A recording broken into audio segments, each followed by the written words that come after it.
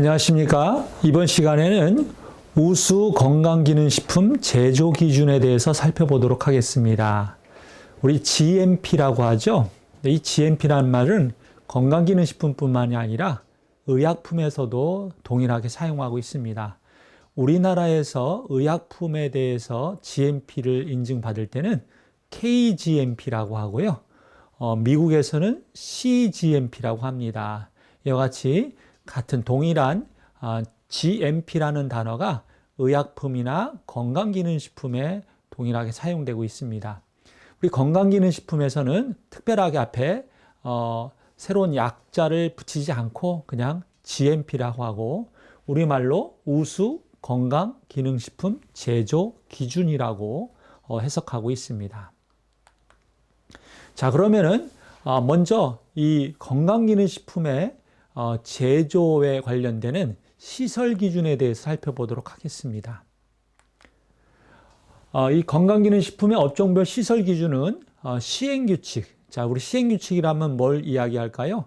건강기능식품에 관한 법률 시행규칙을 말합니다. 이 2조에 보면은 업종별 시설 기준이 있고요. 이 시설 기준에 의하면 이와 같이 기재되어 있습니다.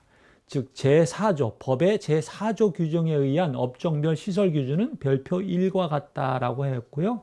자, 그러면은 이 별표 1을 들여다보면은 이와 같이 업종별로 4개의 건강기능식품의 대표 업종인 건강기능식품 전문 제조업, 그리고 식품 벤처 제조업, 식품 일반 판매업, 식품 유통 전문 판매업, 이 4가지 중에서 특별히 이 시간에는 건강기능식품 전문 제조업, 우리 제조와 관련된 부분이다 보니까 제조와 관련된 부분을 다뤄보도록 하겠습니다.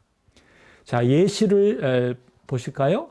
자, 먼저 시설적인 기준에 있어서 가장 중요한 것은 우리 제조소, 공장의 위치, 시설적인 요건들이겠죠. 그래서 건물의 위치는, 우리 작업장의 위치는 가축분뇨 관리 및 이용에 관한 법률, 또 하수도법, 또 유해화학물질 관리법 등의 이러한 화학물질이나 오염된 물질로부터 일정한 거리를 두고 설치하라라는 조건입니다. 자, 그것은 무엇이냐면요. 예를 들어서 주변에 유해가스가 나오는 어떤 폐기물 처리장이 있거나 또 가축분뇨가 나오는 우리 가축 사육장이 있을 경우 지하수나 대기, 공기를 통해서 오염물질이 우리가 만들고자 하는 건강기능식품에 오염될 수 있습니다. 그래서 그런 부분들을 시설 요건에 두고 있는 것이죠. 또 작업장에 대해서는 뒤에 자세히 또 다루겠습니다만, 즉 식품에 영향을 미치지 않도록, 즉 건강기능식품 이외의 용도로 만들어지고 있는 어떤 다른 제품이 있다면은 그것과 서로 섞이지 않도록 시설을 분리하고 구획하라라는 그런 조건들을 갖고 있습니다. 또 건강기능식품의 취급시설들, 우리 설비들 같은 거죠. 이것들은 특별히 건강기능식품과 접촉하는 그런 시설들, 설비들, 여러 기계장치들이 되겠습니다. 또 용기류들, 이런 경우들은 부식되지 않는 설비로 해야 된다라는 조건들을 갖고 있습니다. 단순히 부식뿐이 아니라 세척과 소독이 용이해야 된다라는 게 의미죠. 예를 든다면은 우리 열탕살균, 증기살균, 또 살균제 등으로 화학적인 살균을 할 수가 있는데 그런 거에 의해서 영향을 받지 않도록, 영향을 받게 되면은 그것이 바로 건강기능식품에 영향받은 여러 화학물질들이 전이 될 수가 있습니다. 그런 부분들을 막기 위해서 이와 같은 시설 기준을 두고 있는 것입니다. 자, 그러면은 세부적인 내용을 한번 살펴보도록 하겠습니다. 자, 건강기능식품의 시설 기준의 가 부분에 보면은 건축물의 위치 등에 대해서 이와 같이 설명하고 있습니다. 앞서 말씀드린 것처럼 건강기능식품의 제조시설의 위치는 건강기능식품에 나쁜 영향을 주지 아니하는 거리를 두어야 한다라는 조건이죠. 자, 여기 이미지 사진을 한번 보시면은요. 자, 우리가 작업장이 있습니다. 근데 그 주변에서 폐수 처리장이 있거나 또 뭐 쓰레기 소각장이 있거나 이런 부분들이 곤란하다는 것이죠. 또 하나는 예로 주변에 가축 사육장이 있다면은 그 사육장이 이와 같은 건강기능식품 공장과 상당한 거리를 두고 있어야 된다라는 것입니다. 두 번째는 우리 작업장의 온습도가 잘 유지되어야 된다. 그리고 환기가 잘 되었으면 좋겠다라는 그런 조건들을 갖고 있습니다. 또 건물의 자재들은 건강기능식품에 영향을 끼치지 않는 그런 재질이어야 된다. 어떤 것일까요? 여러분들 보통 공장에 가면은 흔히 그 건물의 건축 자재들이 일반적인 주택의 건축 자재와 다른 점을 볼 수 있습니다. 어떤 점이죠? 예를 들어서 우리 멋있는 우리 전원주택을 짓는다고 생각해 보십시오. 그러면은 원목으로 멋있게 예쁘게 자연적인 느낌을 갖게 하겠죠. 또는 뭐 대리석을 붙이거나 등의 여러 가지 인테리어를 외장이든 내장이든 멋있게 할 수 있습니다. 그런데 우리 식품 제조 공장에서는 그것이 필요가 없습니다. 오히려 도움이 되지 않는 것이죠. 어떤 면이죠? 우리 나무 재질의 건축 자재들은 곰팡이 같은 미생물들이 번식할 수 있는 서식처가 될 수 있습니다. 그래서 그런 부분들을 고려해서 실제로 나무보다는 또 석재보다는 내수성 재질의 어떤 스틸이나 스테인리스 스틸이나 또는 내수성 페인트 칠을 한 그런 건축 자재들을 많이 사용하고 있는 것입니다. 자, 이어서 우리 작업장에 관한 부분들을 한번 어떻게 정하고 있는지 한번 보겠습니다. 이 작업장은 독립된 건물이나 건강기능식품 제조 외의 용도로 사용되지 그 외의 용도로 사용될 수 있습니다만 그것이 분리돼야 된다라고 되어 있습니다. 그 시설과 분리돼야 된다. 자, 분리가 된다는 개념은 어떤 개념이냐면요. 벽으로 분리되어 있거나 또 층으로 분리되어 있는 걸 우리가 분리라고 합니다. 이 그림에서 보시는 것처럼 기본적으로 이 작업장 안에 여러 내벽들을 통해서 벽으로 다 분리가 되어 있죠. 예.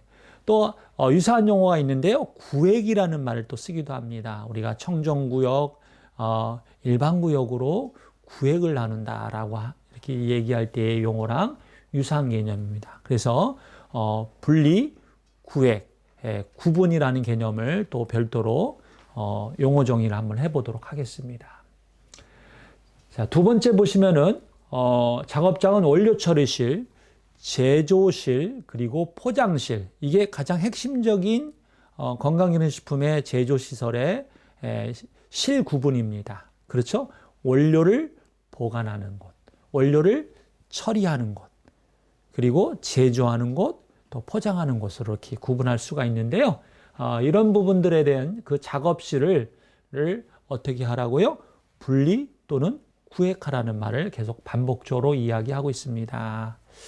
그런데 구획이라고 하면은 칸막이로 구분하는 걸 주로 이야기합니다. 근데 조금 약한 의미에서 우리가 커튼으로 구획할 수 있다라고도 되어 있습니다.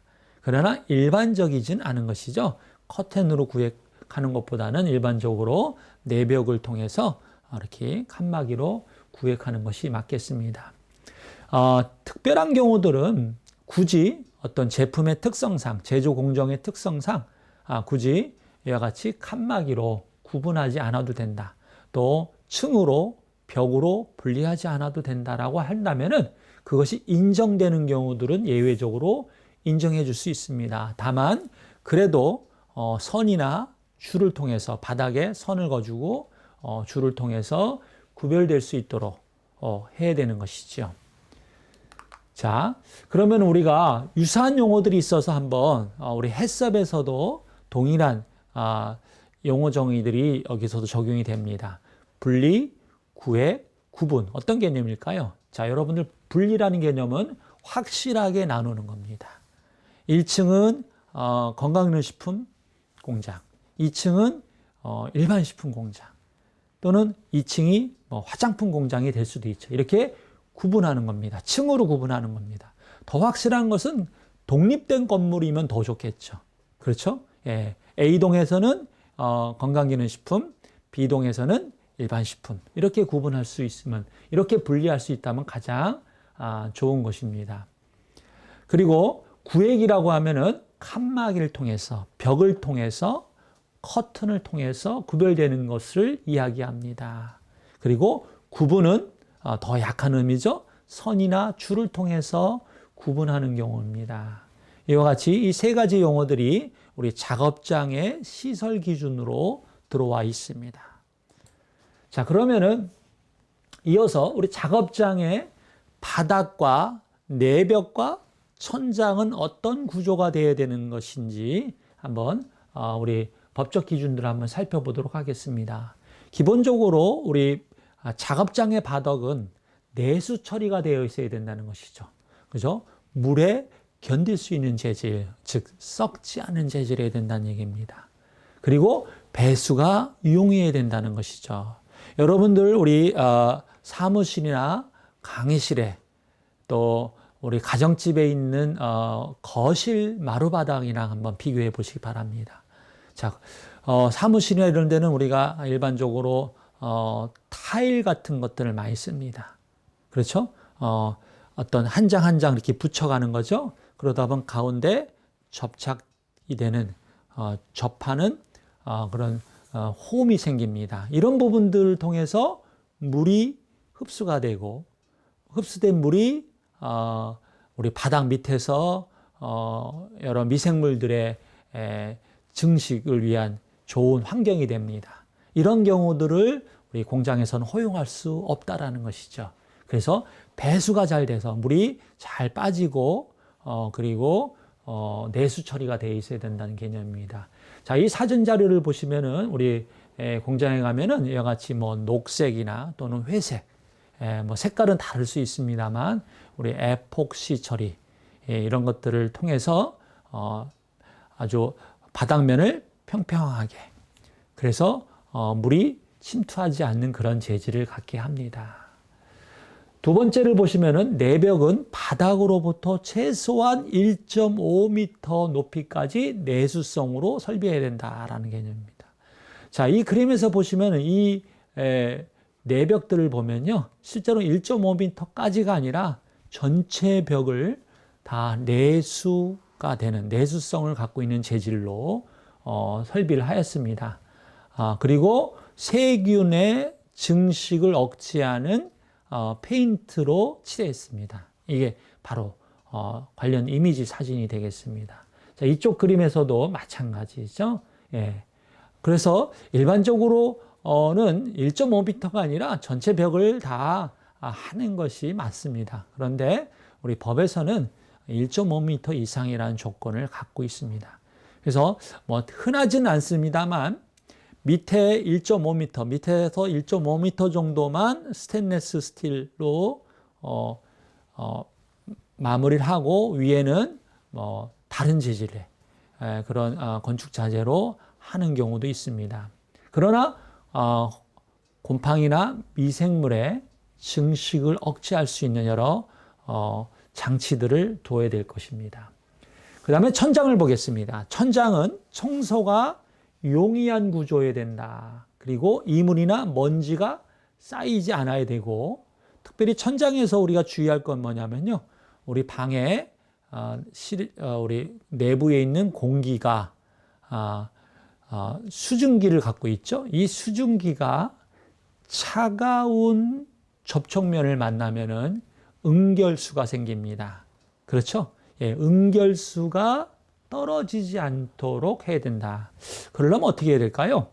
위에가 소위 응결수에서 나오는 그 물방울들 우리가 결로라고 하는데요. 예, 이슬이 맺혀서 물방울로 떨어지는 것이죠. 이런 부분들을 막을 수 있는 확실한 방법은 일단은 보온 처리가 됩니다. 단열 처리가 되죠. 보온이라는 말보다는 단열이란 말이 좋겠습니다.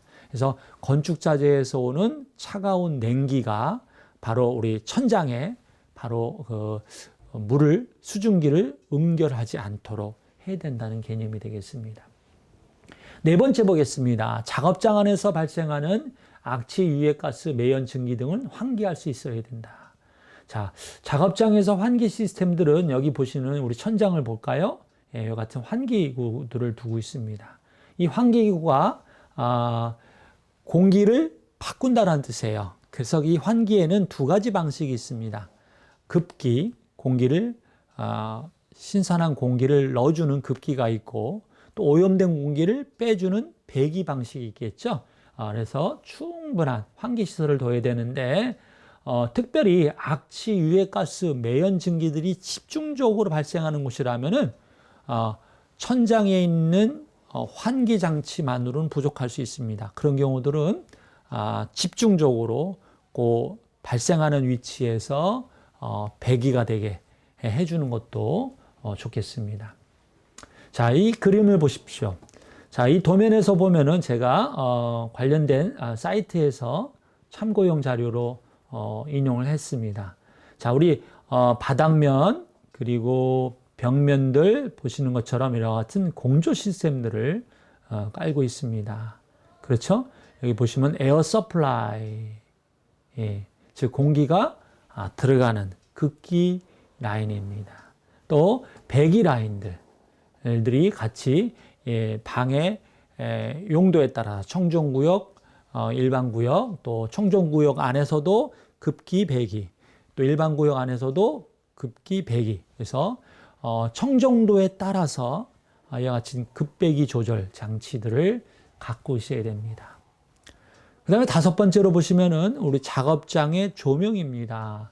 기본적으로 작업장의 조명은 식품을 제조하는 과정에서 우리 이물 같은 것들이 있는지 없는지를 금방 식별할 수 있는 정도가 돼야 되는데, 일반적인 작업장의 조도 기준은 220럭스입니다. 그런데 뒤에 따로 나오겠죠? 우리 정밀하게 선별한 작업장의 조도 기준은 그보다 높은 수준이 되어야 될 겁니다. 자, 여섯 번째는 쥐와 해충 등을 막을 수 있는 시설을 갖춰야 된다. 이런 내용들이 우리 건강기능식품의 제조 시설 기준이 됩니다. 아직까지는 우리가 GMP 이야기를 하고 있지는 않아요. 근데 여기서 얘기하는 이 시행규칙에서 얘기하고 있는 이 시설 기준이 GMP의 근간이 될 겁니다. 자, 이런 부분들은 비단 GMP뿐이 아니라 GMP와 유사한 인증 시스템이라고 할 수 있는 해썹과 거의 유사한, 그게 크게 다르지 않습니다. 그래서 해썹의 우리 선행 요건과 거의 동일한 수준의 기준을 갖고 있습니다. 다만 일반 식품에 해썹이 적용되고 건강기능식품에 GMP가 적용되기 때문에 GMP가 적용된 이 건강기능식품의 제조 공정의 특성상 비교적 공정은 좀 단순하죠. 우리 원료들이 분말 원료가 들어오거나 액상 원료가 들어와서 되게 배합하고 어떤 제형의 형태로 제품을 만드는 그런 공정으로 가다 보니까 좀 독특한 그런 부분만 빼놓고는 기본적으로는 비슷한 내용을 담고 있습니다.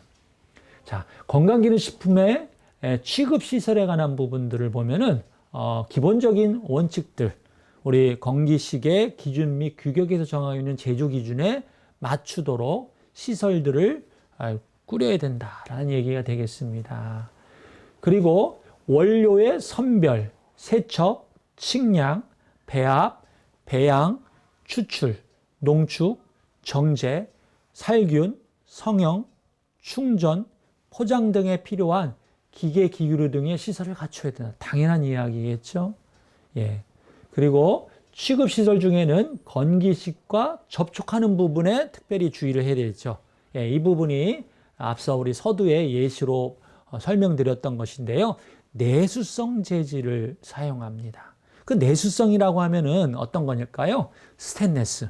일반 철강이 아니고요. 스테인리스를 우리가 말 그대로 스테인리스, 녹이 슬지 않는다라는 뜻이겠죠. 알루미늄, FRP, 테프론 이런 것들이 내수성 재질입니다. 이런 것들을 사용해야 되고요. 또 세척하기가 용이하고 열탕, 증기, 살균제 등으로 소독 살균이 가능해야 된다는 것입니다. 네 번째는 냉동, 냉장 시설인 경우, 또 가열 처리, 즉 온도에 의해서, 즉 온도를 낮추거나 높여서 가공을 하는 경우들이죠. 이런 경우는 당연히 우리가 작업하는 그 온도가 가열 처리 조건이 있는 냉각 처리 조건이 우리가 정해놓은 그 기준에 적합하는지를 확인하기 위해서 뭐가 필요할까요? 온도 측정 장치가 필요하다는 것입니다. 그래서 그 적정한 그 온도가 유지되도록 관리해야 된다라는 얘기입니다. 자, 이 이미지 자료에서 보시면은 여기서 강조하는 부분들은 내수성 재질인 스테인리스죠. 스테인리스 재질의 설비를 여러분들이 보고 있습니다. 급수 시설에 대해서 보겠습니다. 우리 식품을 건강기능식품이든 식품을 제조하는데 식품이 배합수로 들어가거나 또는 세척수로 사용될 것입니다. 그래서 급수 시설에 대한 부분들은 수돗물을 쓰면은 좋겠고요. 수돗물을 쓸 수 없는 형편이라면은 지하수를 쓸 수밖에 없는데 그때도 먹는 물 관리법에서 정한 지하수의 수질 기준을 만족하도록 시설을 갖춰야 된다라는 것입니다. 특별히 우리 지하수를 사용하는 경우는 앞서 우리가 제조소의 위치가 공장의 위치가 어떤 위해 물질로부터 일정한 거리를 두라고 되어 있는데요.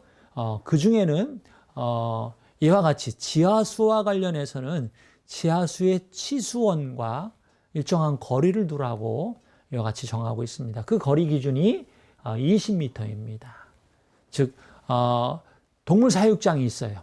동물 사육장이 20m 바깥에 있고 우리 공장에서 지하수 관정이 그 정도의 거리로 띄어져 있다라면 문제가 없는데 만약에 20m 안에 동물 사육장이 있으면서 우리는 또 지하수를 쓰고 있다. 이렇게 된다면 문제가 된다는 것이죠. 자, 화장실에 관한 부분도 역시 작업장에 영향을 미치지 말아야겠죠. 그리고 뭐 요즘 그런 화장실은 없겠습니다만 옛날에 우리 수세식이 아니라 우리 재래식 화장실 이런 것들은 별로 없죠. 지금은 다 수세식입니다. 그래서 밑에 정화조를 땅 속에 파묻어 놓고 수세식으로 정화를 해서 내보내는 배출하는 그런 수세식 화장실을 설치해야 된다라는 겁니다. 그리고 콘크리트 등으로 내수 처리를 해야 된다라고 되어 있습니다. 화장실을 콘크리트로 하라라는 얘기는 우리 가정에서도 화장실에 나무 재질로 바닥을 하는 경우는 없을 겁니다. 물론 가정이나 여러 어디 멋있는 유원지에 펜션이나 이런 데 가면은 내벽이 나무 재질인 경우는 여러분들 가끔 봅니다. 그렇죠? 예, 인테리어의 하나죠. 미적 감각을 기대하고 인테리어로 내벽을 나무 재질로 할 수 있는데 우리 공장에서는 안 되는 거죠. 앞서 우리 작업장도 1.5m라는 조건이 있듯이 화장실도 위에가 나무 벽일 수는 있습니다만 최소한 1.5m까지는 내수성 재질해야 됩니다. 그러려면은 타일을 쓰거나 또 거기도 우리 작업장처럼 방수 처리가 되어 있는 어떤 그런 처리를 한 그런 건축 자재를 써야 되는 것이죠. 그래서 여러분들이 미적인 관점에서 우리가 이런 부식이 될 수 있는 재질을 쓰지 않아야 된다라는 개념이 우리 GMP의 화장실 조건에 있는 것입니다. 자, 탈의실과 수세시설에 관한 부분도 당연히 작업장과 분리된 상태에서 탈의실이 있습니다. 일반적으로 위생전실 전에 있고 위생전실이 작업장 들어가기 전에 있겠죠. 그래서 작업자가 위생적으로 개인 위생 관리를 할 수 있는 그런 시설이 있어야 된다는 것입니다. 그 탈의실은 외부로 통하는 환기시설을 갖고 있어야 된다. 그리고 청결한 상태로 유지되어야 된다라는 것이 우리 GMP의 조건입니다. 앞서 우리가 지하수에 대한 이미지 사진을 제가 갖고 왔는데요. 보시는 것처럼 이와 같이 지하수가 우리는 관정이라고 하는 지하수 관정을 파서 어떤 특정 지역에서 물을 퍼올리지만은 실제로는 지하에 내려가면은 다 연결되어 있다라는 겁니다. 그래서 앞서 20m 이상의 어떤 지하수가 오염된 수 있는 가능성 있는 곳으로부터 취수원이 충분히 떨어져 있어야 된다라는 것을 이야기하고 있는 것입니다. 자, 이 화장실의 사진을 한번 보실까요? 일반적으로 우리가 보는 화장실의 모습이죠. 밑에나 바닥이나 내벽이 다 타일 재질로 이렇게 되어 있습니다. 바로 내수성 타일 재질입니다. 창고 및 보관 시설에 대해서 살펴보도록 하겠습니다. 이 창고, 창고는 기본적으로 여러 물품들을 보관할 것 같아요. 어떤 물품일까요? 일단은 원재료를 보관하는 창고가 있겠고요. 반제품 그리고 완제품을 그리고 때로는 고객으로부터 반송된 반송품이라고 하죠. 그런 것들을 보관하되 어떻게 보관할까요? 분리 또는 구획해서 보관하라. 가장 좋게는 층을 분리하거나 완전히 벽으로 분리해서 구분내서 해주는 게 방법이겠죠. 그런데 여기서도 꼭 분리만을 고집하지는 않습니다. 창고 안에 구획을 나눌 수가 있겠죠. 그런데 상식적인 수준의 생각을 해보겠습니다. 원료가 들어가는 우리가 입고 전시를 통해서 원료가 들어가고 여러 제조 공정을 거친 다음에 제품이 나가는 부분의 위치가 같이 맞닥뜨려서 있기가 어려워요. 그렇죠? U자 구조로 설계를 해서 공장 설계가 된다면은 원료가 들어가는 부분과 제품이 나가는 게 맞닥뜨려서 있을 수 있습니다. 그래서 거기다가 어떤 창고를 하나의 실로 꾸민다. 이거는 어떨까요? 해썹에서도 GMP에서도 이것은 기본적인 위생 개념에 적합하지 않은 그런 설계입니다. 그렇죠? 그래서 일반적으로 원료가 들어가고 제품이 나가는 부분을 조금 거리를 두고 흐름 과정으로 설계하는 게 맞겠죠. 그렇기 때문에 실제로는 분리가 되어 있는 겁니다. 분리가 되어야 되는 것이죠. 그래서 분리가 되는 게 맞고요. 그런데 제품 부분에 있어서 한번 생각해 보겠습니다. 제품 중에는 우리가 반제품이 들어올 수가 있어요. 들어오는 게 아니죠. 우리가 스스로 만들어내는 것이죠. 그래서 그런 것들은 주로 제품 창고 부분에 둘 수 있습니다. 그렇다고 또 거기를 분리할 것이냐? 반제품이 얼마나 많으냐에 따라 차이겠죠. 또 반송품은 또 그다지 많은 양이 아닐 테니까 큰 공간을 차지하지 않을 겁니다. 따라서 이런 경우들은 구획의 개념으로 방 안에 나누는 개념으로 처리를 할 수 있을 거라고 생각이 됩니다. 다만 예외적인 것들을 두고 있네요. 보시는 것처럼 제품의 특성에 따라 창고에 가름할 수 있는 냉동, 냉장 시설을 따로 갖추는 경우가 있습니다. 우리 창고 안에 냉장, 냉동을 따로 넣을 수도 있죠. 그렇죠? 그래서 그 안에서 따로 구분해서 보관한다고 하면 그것도 일종의 구획과 같은 개념으로 볼 수 있다는 겁니다.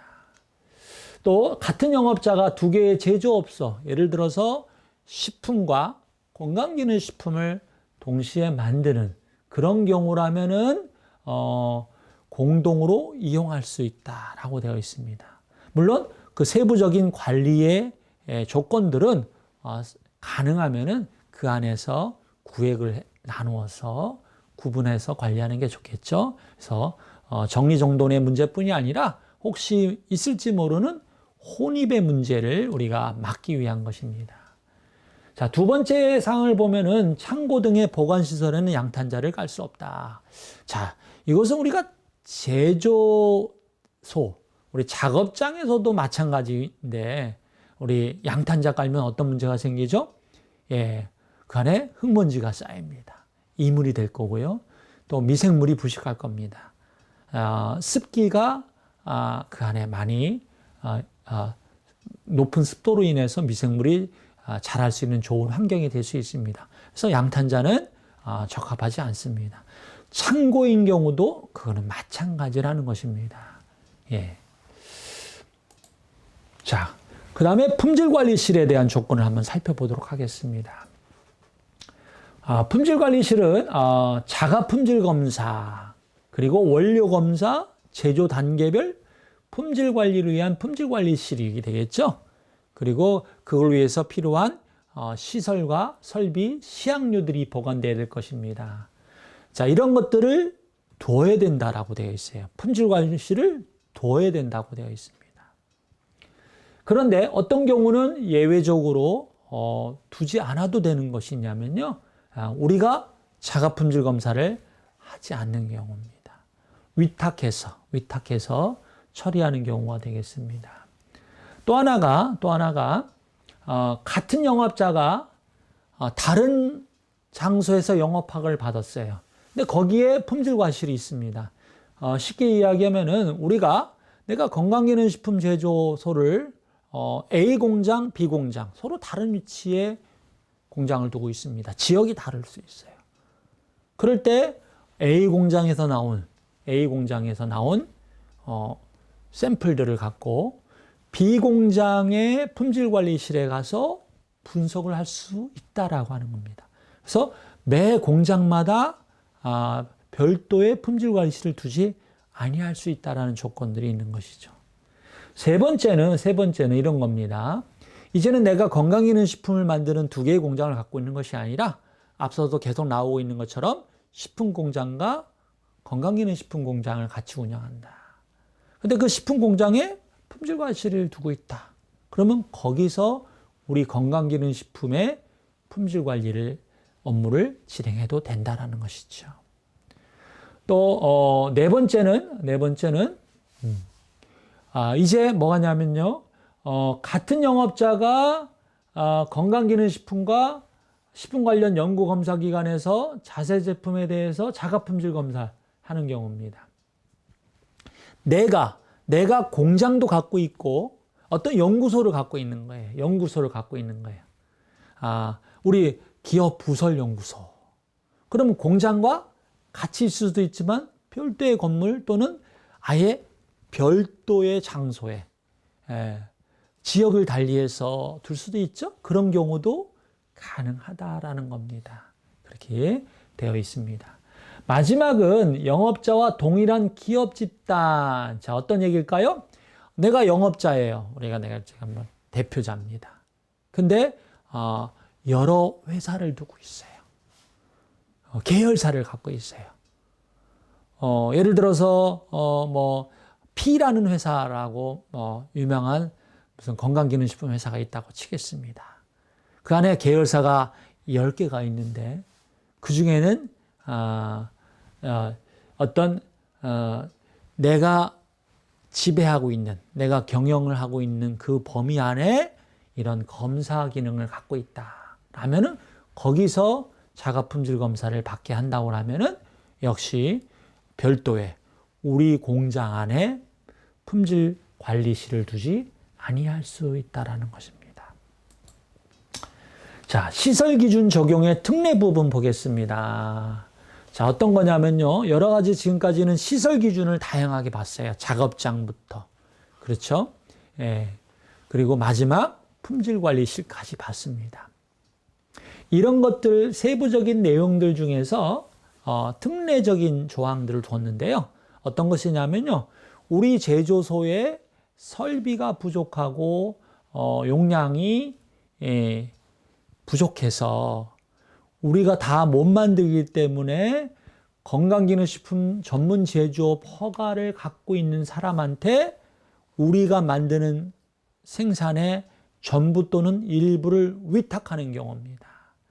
자, 실제로 우리 건강기능식품에서는 그런 부분들이 참 많아요. 제조원과 판매원이 다른 경우들이 있죠. 그래서 제조원이 소위 위탁 생산하는, 우리가 OEM이라고 하죠. 예, 위탁 생산하는 그런 전문 업체들이 많습니다. 어떤 면에서는요, 우리가 위탁 생산하고 그러면 OEM 업체라고 하면은 좀 규모가 작은 거라고 생각할 수도 있는데 의외로 그렇지는 않아요. 더 큰 회사들이 너무 많습니다. 전국적으로 많은 회사들의 제품을 전문적으로 생산해주는 그런 전문 업체들이 있기 때문이죠. 그래서 오히려 개발하고 또는 판매하는 유통 전문 판매하는 경우들은 오히려 회사의 규모가 작고 더 큰 회사인 이런 위탁 생산 전문 업체를 통해서 만드는 경우가 일반 식품보다도 더 흔한 케이스입니다. 여러분들에서 소비하고 있는 여러 건강기능식품을 보시면요, 제조원과 판매원이 다른 경우가 더 많다는 것을 확인하실 수 있습니다. 이런 경우들은 시설기준 적용의 특례사항에 해당되기 때문에 가능한 것입니다. 다만 두 번째 조건을 한번 보셔야 돼요. 어느 조건에서 이것이 허용 가능할까요? 그 위탁을 받아서 생산해주는 업체가 우리가 이어서 공부할 GMP 기준에 적용업소로 지정을 받은 경우, 식약처의 지정을 받은 경우에 한해서 가능한 것이죠. 근데 이것은 당연한 것이 우리가 모든 건강기능식품이 이제 GMP, 우수 건강기능식품 제조 기준에 따라서 제조하지 않고는 판매를 할 수 없도록 법이 개정이 되어 있습니다. 그래서 이건 당연한 것입니다. 세 번째는 아까랑 비슷한 이야기입니다. 건강기능식품 전문 제조업을 함께 영위하려는 어떤 식품 제조업자 또는 축산물 가공업자인 경우 그 시설을 이용할 수 있다라고 되어 있습니다. 그 시설을 이용할 수 있게 되어 있습니다. 그러니까 한 공장 안에 이것들이 가능하다라는 것을 이야기한다는 겁니다. 네 번째는 유사하게 우리가 약사법에 적용을 받는 우리 의약품의 제조업을 갖고 있는 사람이 건강기능식품업을 하고자 할 때, 즉 영업을 같이 영위하고자 할 때도 인정해 줍니다. 어떤 경우는죠? 항상 그렇지만 특히 의약품인 경우는 식품이랑 다르게 건강기능식품과 어떤 관리 기준이 다릅니다. 그래서 그것이 건강기능식품에 영향을 미치지 않을 거라는, 없다고 영향을 미치지 않을 거라고 인정되는 경우에 한해서 시설을 이용할 수 있습니다. 이렇게 우리 건강기능식품의 제조시설에 관한 기준을 살펴보았습니다. 이 제조시설 기준을 기본으로 하고 여기에 다시 GMP라는 우수 건강기능식품 제조 기준이라는 것을 적용하게 되어 있습니다. 수고 많으셨습니다.